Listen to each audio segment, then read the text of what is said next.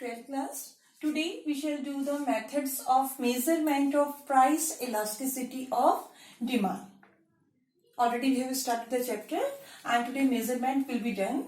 And measurement of price elasticity of demand can be done from two viewpoints. The first is point elasticity and the second is arc elasticity. Now we shall do the difference between these two. Point elasticity, as it is clear from its heading, point.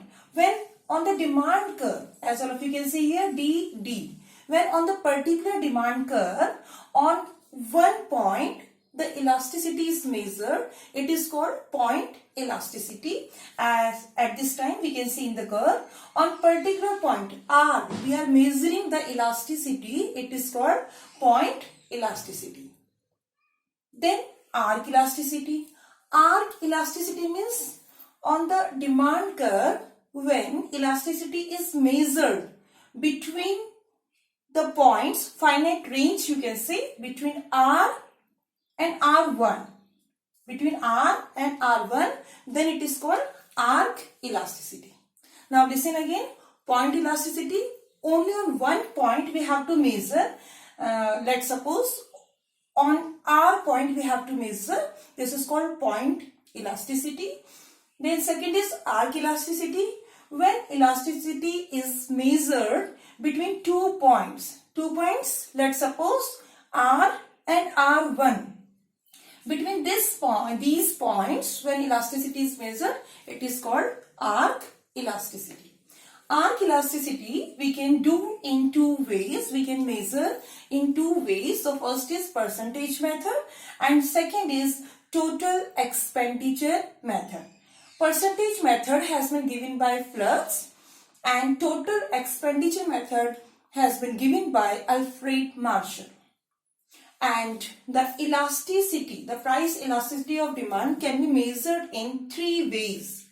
These two are of arc elasticity and three are of all. It means measurement of price elasticity of demand.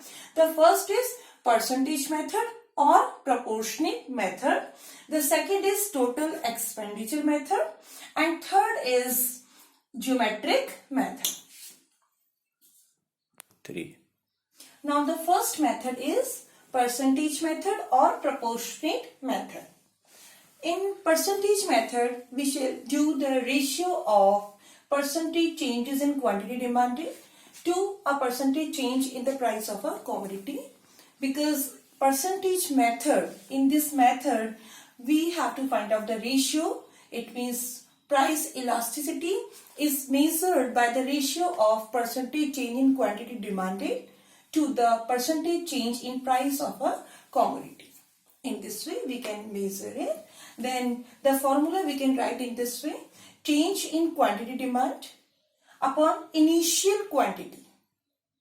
Initial it means which we were taking earlier into 100. Then change in price upon initial price into 100. It means percentage we have to find out. As already you have seen the formula. Percentage change in quantity demanded upon percentage change in price.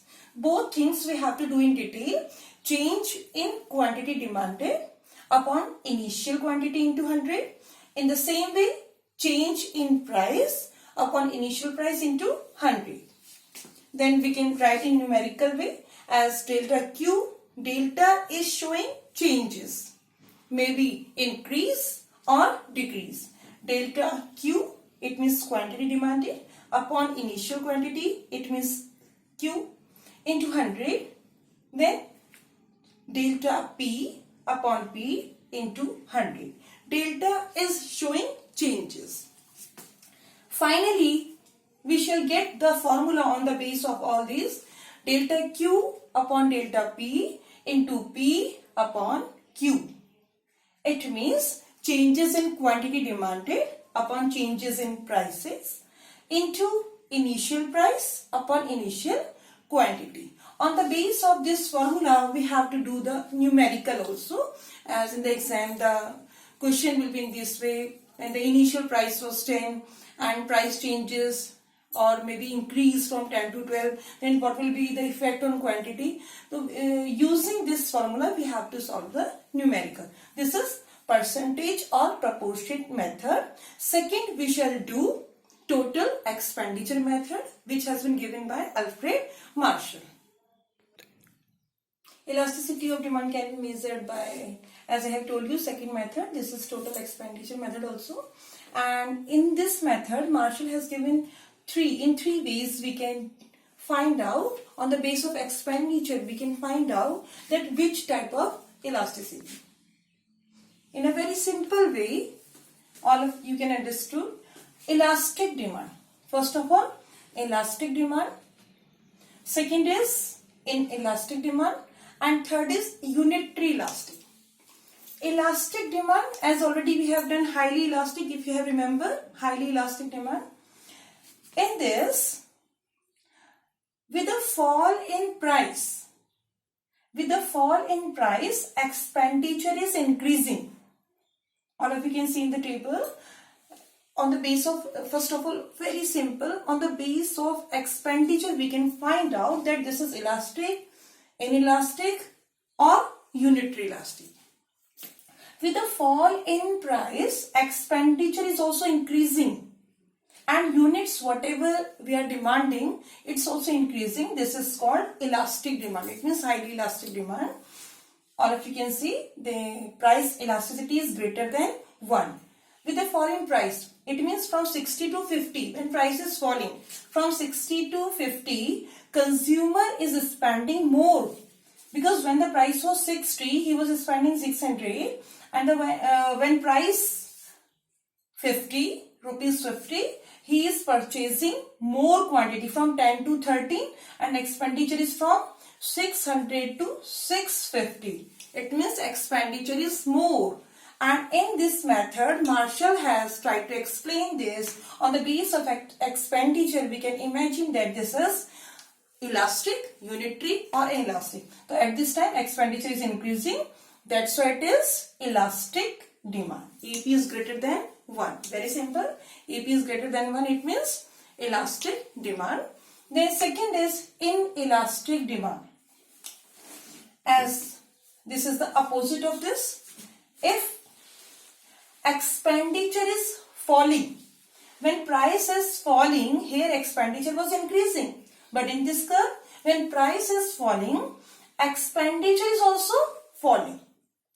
This is called inelastic demand. And with rise in price, expenditure is also rising. This is called inelastic demand. Now you can see when rupees 60, then quantity it is 10 and expenditure is 600. Quantity is 10 and expenditure is 600. When the price falls from 60 to 50, quantity is 11. It is increasing. Because price is falling, quantity will increase. But expenditure is decreasing. This is called inelastic demand. With falling price, expenditure is increasing.